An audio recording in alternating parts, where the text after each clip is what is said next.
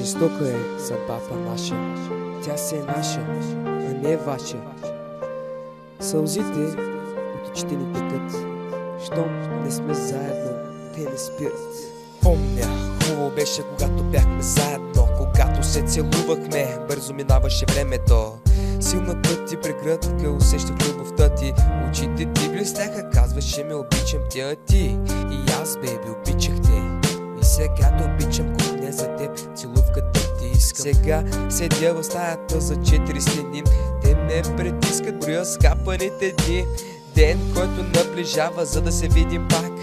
Сега, като те няма, денят не е пълен мрак. Очите ти от сълзите обляни, думите за раздяла пропиляха твоите дни. Моите също, толкова много ми е мъчно. Ти беше моето сладко бебчо, ти за мен си всичко. Тишината и двама ни превземаше, но от любов е. Така ние си казвахме, смеехме се и споделяхме тъжните и щастливите ни мигове. Знам, сега не сме един до друг, искам точно сега тя да е тук. Знам, че там ме чака някой, как и се да съм нейният герой. Да те спася или просто те отвлека надалеч с теб да обиколя света.